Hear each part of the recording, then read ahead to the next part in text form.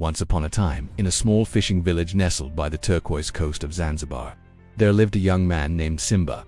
He was known far and wide not just for his skill with a fishing net, but for his boundless courage, his infectious laughter, and a love for the sea that ran as deep as the ocean itself. From the moment he could walk, Simba would be found at the water's edge, his eyes wide with wonder, watching the waves crash against the shore and the dhows sail gracefully beyond the horizon. His mother, a wise woman with eyes that held the wisdom of the tides, often told him, "The sea will test you, my son, but if your heart is true, it will guide you home." Those words became more than just a memory. They became the compass of Simba's life. But Simba was more than just a fisherman. He was a dreamer. He was utterly convinced there was a world beyond the shimmering mist, a world beyond that faint line where the sky kisses the ocean.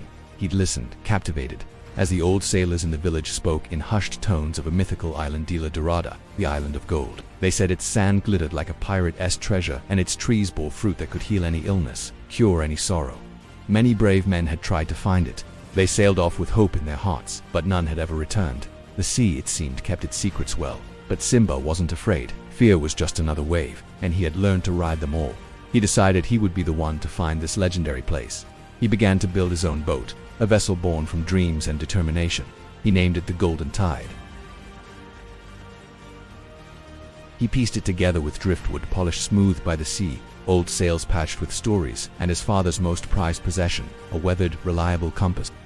And so, one morning, long before the sun painted the sky with its fiery colors, he whispered a quiet goodbye to his sleeping village and set sail, pointing his bow toward the endless, shimmering blue.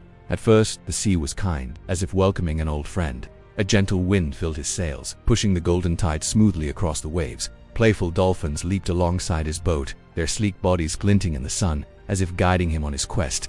At night, the stars above seemed to shine brighter just for him, a celestial map lighting his path. For 3 days and nights, it was a perfect journey.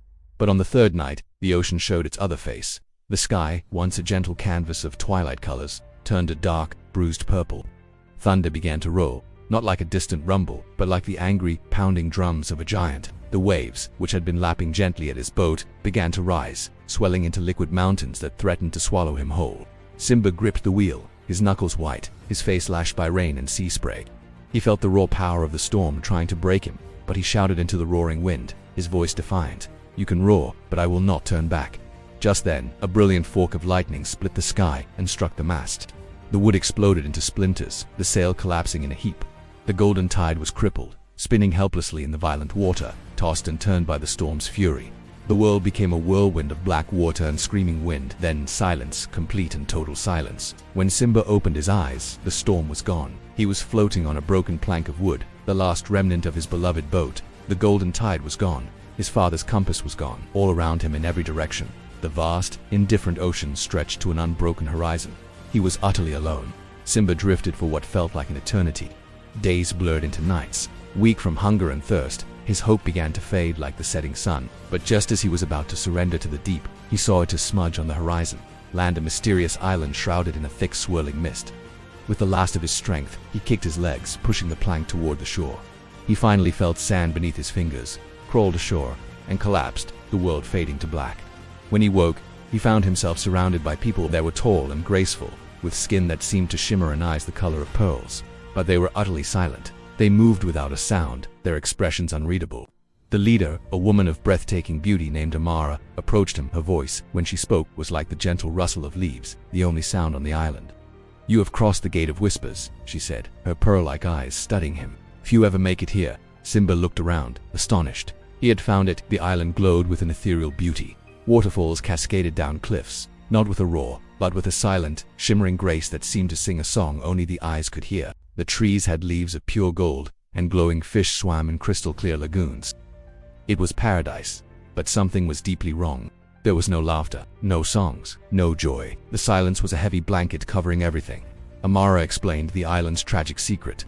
A curse had been placed upon them centuries ago by a powerful sea spirit, furious at the greed of men who came seeking the island's riches.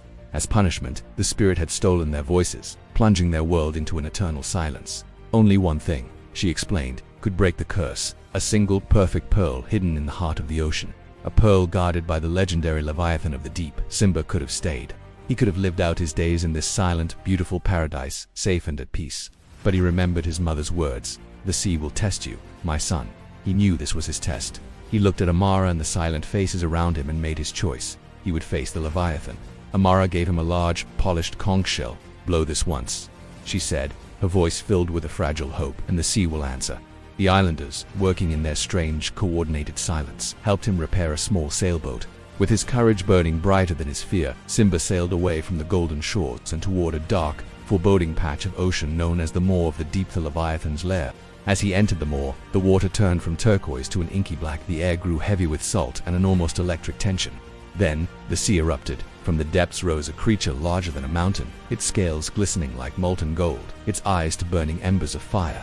The Leviathan. It let out a roar that was not a sound but a physical force, a shockwave that thundered against Simba's small ship and shook his very bones. But Simba stood firm on the deck of his boat. He remembered the silent people.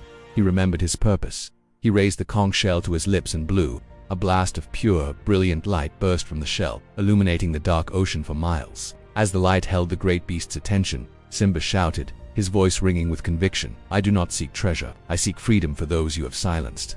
The Leviathan paused, its fiery eyes fixed on the small man. In that single moment of hesitation, Simba didn't wait. He dove over the side of the boat, into the black water, and swam with all his might straight toward the creature's massive chest. There, just as Amara had described, a single pearl pulsed with a living, cursed flame. With every ounce of strength in his body, he reached out and snatched it. The Leviathan roared one final time, a sound that echoed through the depths. But it was not a roar of anger. It was a roar of release, of surrender. And then, as quickly as it had appeared, the colossal creature dissolved back into the sea, vanishing into the abyss. When Simba returned to Isla Dorada holding the now calm and radiant pearl, the first thing he heard was a single gasp, then another, then a tentative laugh. Soon the air, once so heavy with silence, was filled with the most beautiful music he had ever heard, the sound of voices, laughter, and song. The curse was broken. Amara smiled, tears of joy streaming down her face. "You have done what no one else could," she said, her voice clear and strong. "The island is free." As a gift for his heroism, they offered Simba the choice to stay, to rule beside Amara on the Golden Island, a king in paradise. He looked at the beautiful land, at the joyful people, and then he looked out at the horizon. His heart was torn between the wonder of this place and the call of the home he had left behind. He smiled, a kind and knowing smile. "The sea is my home," he said gently, "and it's time I go back." Years later, sailors navigating the treacherous waters off the coast of Zanzibar would tell stories. Stories of a mysterious man who appeared in the worst of storms, sailing a small, swift boat that seemed to glow like gold. They said he guided lost ships through fog and high waves, his laughter echoing over the water. They called him Simba the Sailor, the guardian of the sea. And sometimes on nights when the ocean is calm and the stars shimmer like scattered diamonds, old sailors swear you can still hear his voice, carried on the wind, whispering the words that guided his life. "The sea will test you, but if your heart is true, it will guide you home." Thank you so much for joining me on this adventure today. If you enjoyed Simba's story, don't forget to hit that like button and subscribe for more tales from around the world. Until next time, stay courageous and keep dreaming.